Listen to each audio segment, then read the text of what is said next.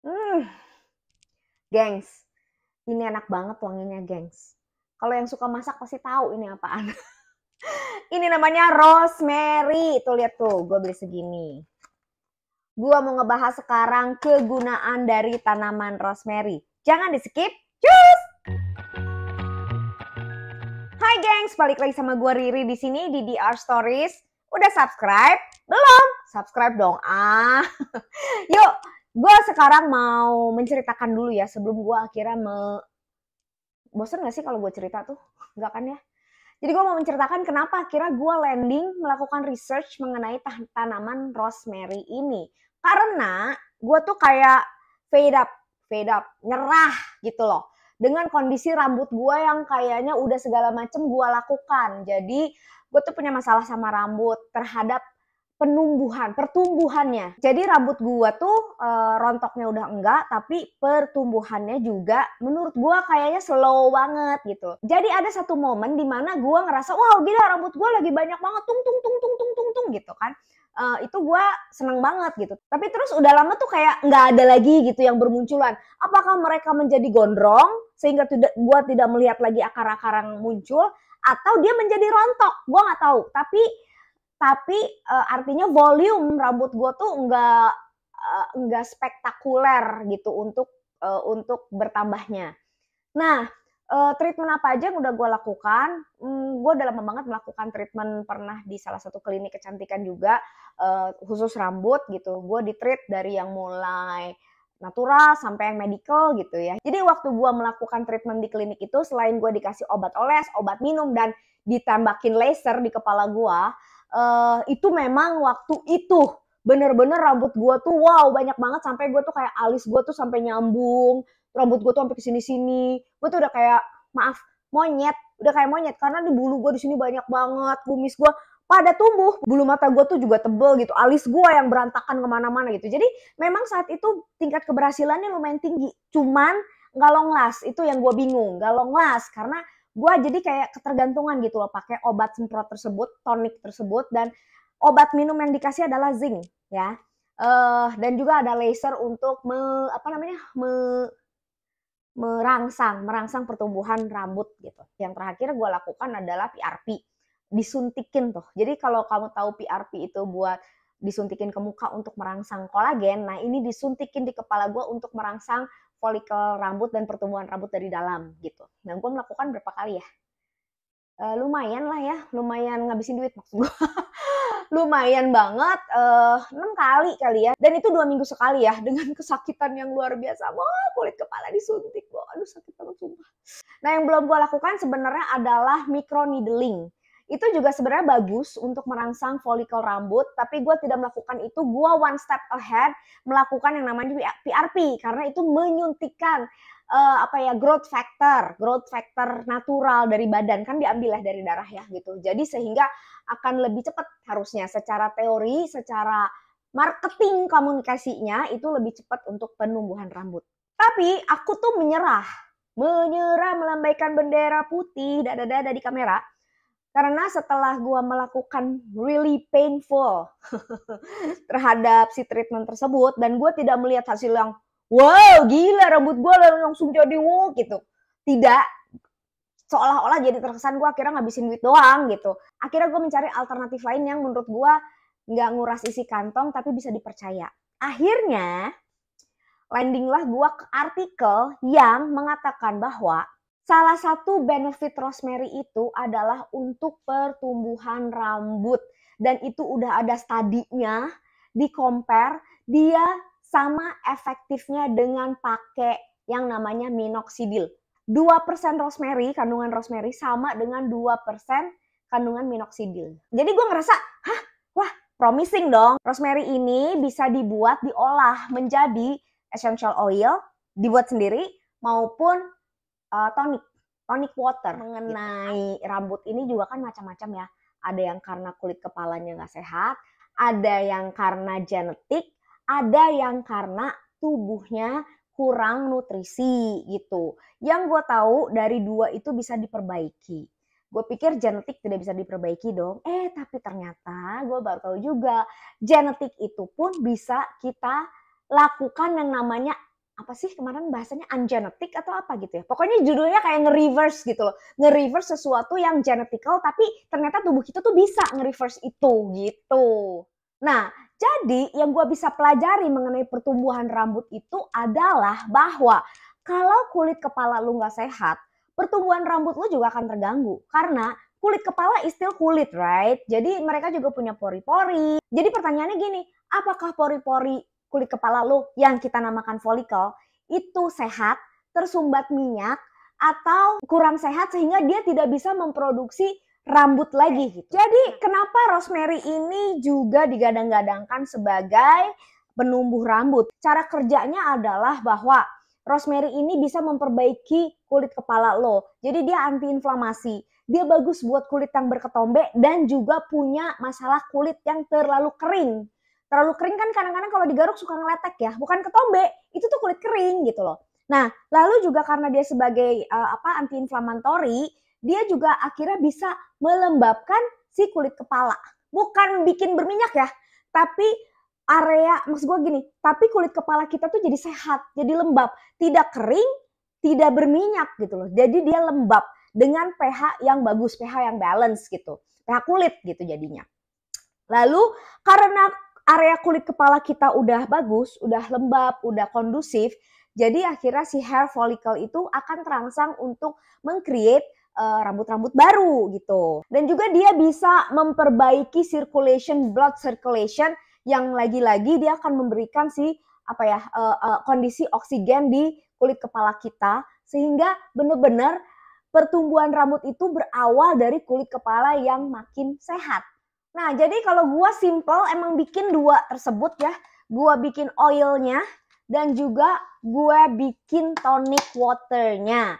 Bikin tonic water sangat gampang. Itu cuman kayak ngerebusin si rosemary ini dengan distilled water. Jangan pakai air mineral yang ada kandungan mineral.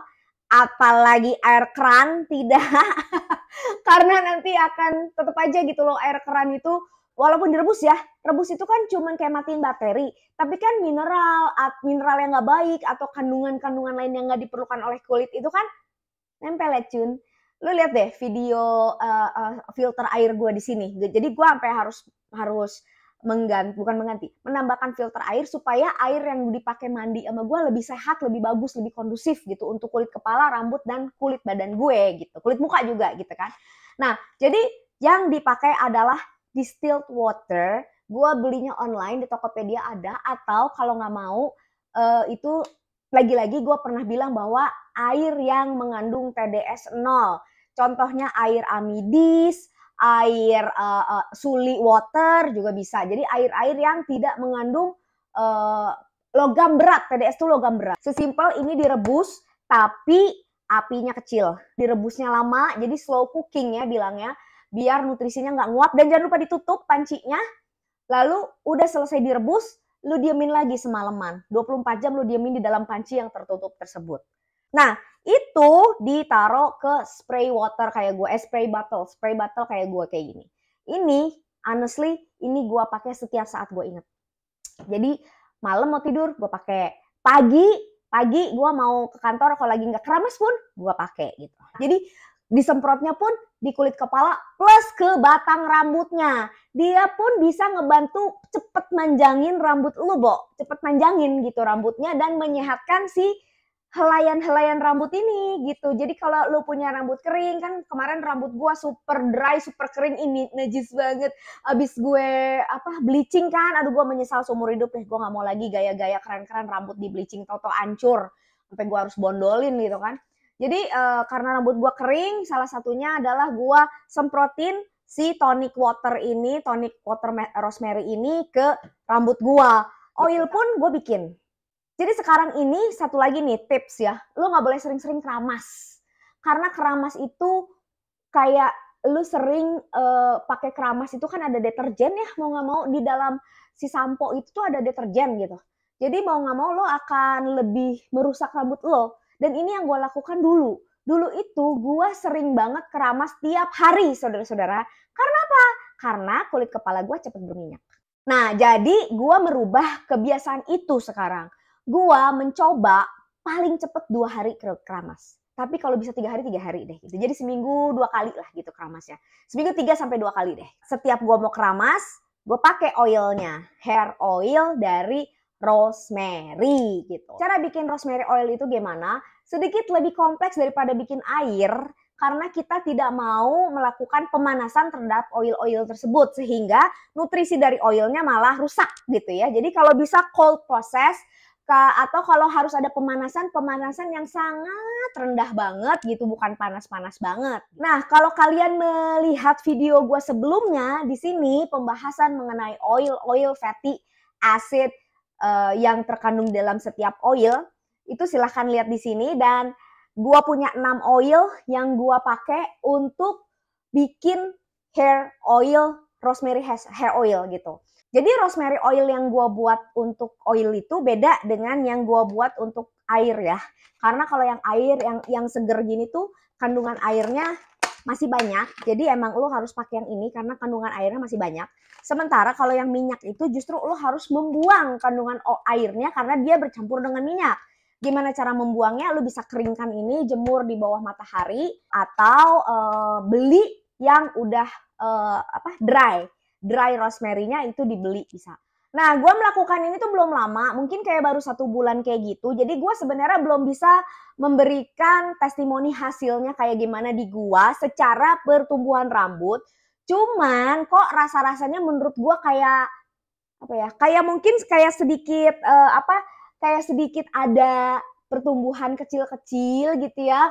Especially waktu kemarin gue ke salon gitu ya, ke salon pas lagi dikeringin tuh kayak rambut terbangnya tuh banyak banget tung gitu. Jadi waktu dicucinya nggak kelihatan, tapi waktu di hair dryer tuh tiba-tiba wah statik banget gitu, rambut itu kayak tuing gitu, sampai kata stylistnya, wah Mbak ini rambutnya banyak banget yang tumbuh gitu. Nah di situ gue bisa melihat ada pertumbuhan rambut yang nyata gitu, walaupun gue nggak ngerasa bahwa kok belum seasik itu sih, cuman at least gue tidak merasa rugi seperti gue melakukan PRP yang jutaan itu. Oke, stop. Jadi yang gue coba perhatiin yang gampang adalah sini nih. Ini gue kan agak transparan, bukan agak transparan, agak beda ya sama yang sebelah sini tuh. Yang lihat nggak kalian? Ini masih ada rambutnya nih, ini udah nggak ada rambutnya, ya kan? Kelihatan nggak sih itu? Sini masih ada rambut, sini nggak ada. Nah ini tuh lagi gue konsentrasiin, gue kasih terus, biar gue tahu bener nggak sih ada pertumbuhan rambut gitu loh di daerah sini, gue pengen tahu gitu loh. Nah itu mengenai pertumbuhan rambut lah. Tapi yang gue cukup amazed adalah mengenai kondisi kulit kepala gue. Jadi seperti yang gue bilang kan, bahwa gue menyemprotin ini tuh semaunya gue, seseringnya gue. Dan yang gue perhatiin adalah kalau tiap malam, lagi pas gue nggak pakai oil ya gitu. Oil tuh kalau besoknya keramas gue pakai oil gitu. Nah setiap gue melakukan penyemprotan ini, bangun tidurnya rambut gue sama sekali nggak kupluk, nggak loyo, nggak lepek gitu. Gue tuh megang-megang ini kan, akar rambut gue kan. Oh iya, nggak lepek ya gitu loh. Kalaupun ada yang berminyak tuh udah mulai berkurang banget dari yang mungkin semuanya tadinya tuh semuanya berminyak di atas kepala. Sekarang tuh cuma mungkin bagian belakang doang. Dan itu bisa langsung gue tutupin, lebih nyaman banget saat ini gue tutupin dengan dry shampoo karena areanya cuma dikit gitu yang gue harus semprot gitu. Nah, jadi gue bisa akhirnya tidak keramas selama 3 malam atau 3 hari karena gue pakai si tonic water ini yang bikin rambut gue tidak berminyak, tidak kering, lembab, dan gue pede gitu loh. Bangun tidur tuh gue ngerasa, ya Allah alhamdulillah rambut gue udah gak lepek lagi, gue tidak berminyak lagi gitu. Itu, nah itu yang jelas nyata banget perubahan terhadap kulit kepala gue. Lalu terhadap batang rambut gue pun, ini sih masih gue perhatiin ya. Gue tuh ngerasa kayak, kan rambut gue pendek ya, kemarin sempat dipotong lagi tuh kayaknya segini gitu. Kayaknya ini dalam sebulan ini gue ngerasa kayaknya lebih panjang gitu, lebih cepet panjang gitu. Gue merasa panjangnya tuh cepet gitu dalam sebulan ini. Mungkin gue harus ngecek kali, atau kalian bisa cek kali sebulan yang lalu video gue apa rambut gue segimana dan sekarang rambut gue segimana. Mungkin kalaupun naik tuh bisa 1 senti atau 1,5 senti gitu. Mungkin untuk sebagian orang tuh kayak ya elah segitu doang, tapi buat gue lumayan karena bisa cepet panjang rambut gue. Satu, yang kedua mengenai batang rambut ya. Batang rambut gue tuh menurut gue juga agak lebih lembab, nggak terlalu kering kayak waktu itu. Artinya kalau misalkan gue skip, lupa pakai hair masker atau lupa pakai si hair oil, hair serum gue tidak ngerasa sekering itu. Nggak ngerasa sekering dulu yang kayaknya jijik banget rambut gue gitu loh. Nggak seperti itu.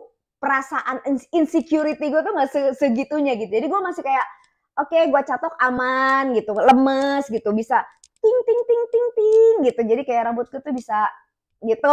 Kan tadinya tuh rambut gue nggak bisa terbang, nggak bouncy, nggak bouncy rambut gue gitu loh. Jadi kesimpulannya dari apa yang gue lakukan selama 1 bulanan, mungkin belum 2 bulan sih, tapi kayaknya lebih dari 1 bulan ya. Ini terhadap si percobaan DIY, do it yourself rosemary gue ini, menurut gue agak sedikit ada sedikit sesuatu yang bisa gue rasakan manfaatnya sehingga gue akan meneruskan pastinya. Kalau kalian misalkan tertarik, gue bikin video untuk DIY, bikin oilnya atau bikin atau bikin airnya, just put the comment below. Jadi gue tahu misalnya kalian pengen tahu apa sih DIY-nya, kayak gimana sih caranya sih biar nggak salah mungkin, atau gramasi dari tiap-tiap oilnya berapa gitu. Bisa kayak gitu. Boleh kok bisa. Boleh komen di bawah ini. Oke geng, segitu aja sharing gue kali ini mengenai rosemary yang ternyata sangat powerful banget ya, Bo, gitu. Jangan lupa di-share video gue, di-likes dulu deh. Di-likes dulu video gue kalau kalian suka dan merasakan manfaatnya, dan di-share ke teman-teman kalian yang mungkin membutuhkan.